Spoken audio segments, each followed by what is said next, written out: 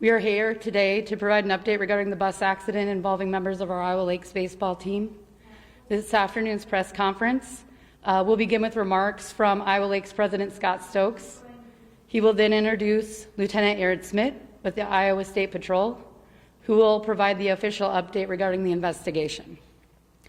Following Lieutenant's statement, Vice President of Student Services and Athletic Director Troy Larson will share comments on behalf of our athletic department. President Stokes will then offer closing remarks. We will take a limited number of questions at the conclusion. Please understand that there may be questions we cannot answer due to privacy laws and the ongoing investigation. At this time, I would like to introduce President Scott Stokes. Thank you, Beth. Good afternoon. Yesterday, members of our Iowa Lakes Community College baseball team were involved in a serious accident while traveling. This has been an incredibly difficult time for our community college community. Our students, faculty, staff, and families have been deeply affected.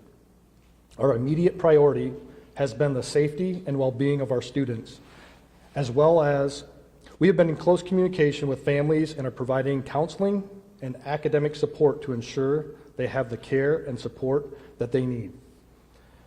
We are deeply grateful to the first responders, medical personnel, and the law enforcement who responded quickly and professionally. We are also appreciative of the overwhelming outpouring of support we have received from across Iowa and beyond. The messages, prayers, and encouragement have meant more than we can express. We are cooperating fully with authorities as they continue their investigation. At this time, I would like to introduce Lieutenant Aaron Smith with the Iowa State Patrol. Thank you, President. Yesterday morning, shortly after 11 a.m., law enforcement and first responders received a call to respond to a single vehicle collision in rural Calhoun County.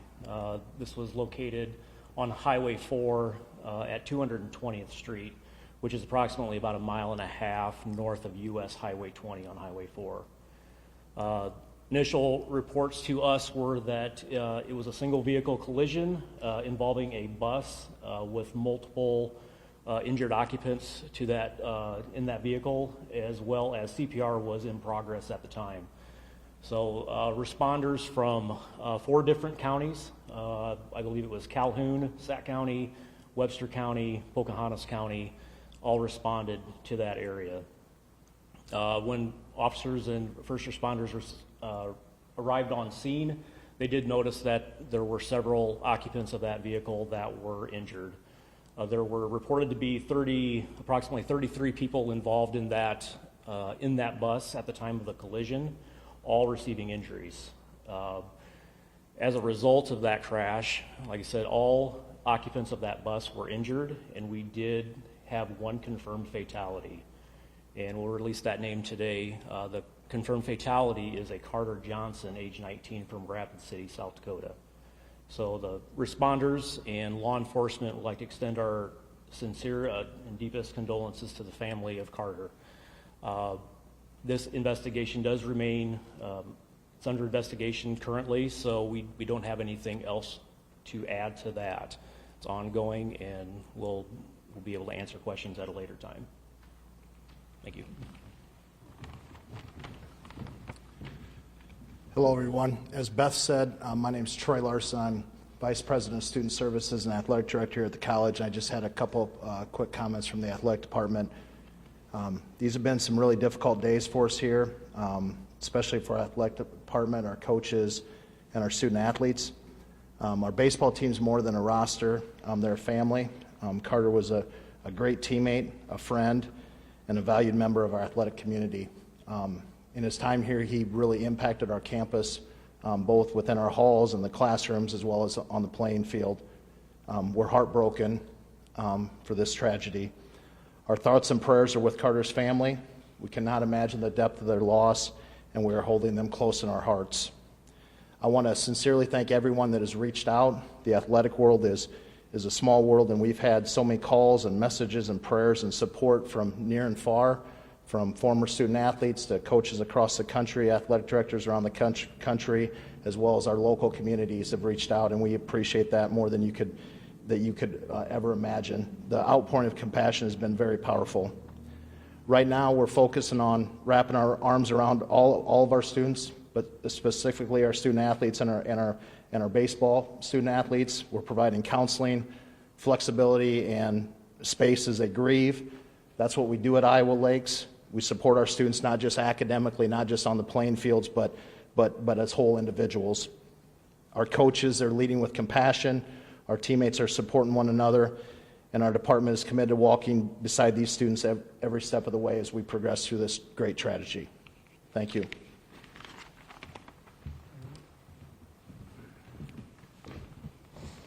Thank you, Troy.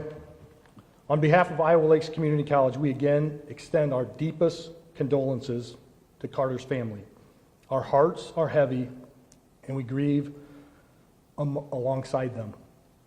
I also want to offer a special thank you to the law enforcement, emergency responders, and the medical teams whose swift and professional response during this tragedy made a difference. We ask for continued privacy and compassion for Carter's family and for our students in the days ahead. Iowa Lakes is a strong community, and we will walk through this together. Thank you. We'll now take questions. Limited number. Please state your name and media outlet before asking your question. Bo Bowman, KCCI. You mentioned that there was some CPR in progress before law enforcement was able to get there. Was that provided by people in the van following the bus, or would that be teammates in that vehicle? Yes, from what we understand, student athletes that were in the vehicle trailing that bus did provide that CPR to Carter. Yes. How critical were their actions? It's impressive when you have young student athletes stepping up and performing that sort of act on somebody. So when first responders did arrive, I was on location myself. First responders did make note that CPR provided by those student athletes was very impressive. Could anybody give us an update on how the students are and where they're at in terms of medical care? Yeah, I can touch base a little bit on that. I won't go into injuries or anything like that, but everybody is recovering. I don't believe we have anybody else currently at local hospitals. We might have a couple student athletes in the Des Moines area. We did have 4 life flight helicopters on scene at the time, and 3 people were transported to hospitals in the Des Moines area.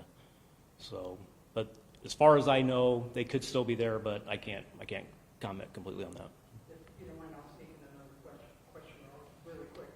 What is it about that intersection? Is it known to be a difficult intersection for drivers? Well, we have it's a S curve if everybody's familiar with that is, and again that bus just for current unknown reasons left the roadway in that curve and entered that ditch. So we've had, I believe, 4 fatalities at that location in the last 10 years. So it's an active area for us, but 4 fatalities in 10 years is what we have. This is for Troy or Scott. I'm Travis Chen from KCAU. What is the future for the baseball team the rest of the season? Right now we're just making sure that parents have been communicated with, and that has all happened, and trying to get as much updates as we can from our student athletes. But moving forward specifically, we'll start to have some conversations next week about that. We'll definitely have team involvement, coach involvement, and just see where we're at and what the team would like to do moving forward. We've been in contact with the ICCAC, which is our conference, as well as the NJCA, and they understand what we're going through. They will support us in any manner in which in any direction that we go. So as of right now, we don't have a definite answer on that, but those decisions will be happening in the next probably couple weeks. For Carter, did he make it to the hospital, or was he pronounced dead? Yes, he was pronounced deceased at the scene. One more question. Is there any update you can give in terms of the condition of the other players? Are any of them in a life-threatening situation, or are they all stable, or can you go into any detail with that? I can't go into any detail with that, but I can report everybody is stable. It's going to take some time for them to recover from some injuries, as pretty violent collision.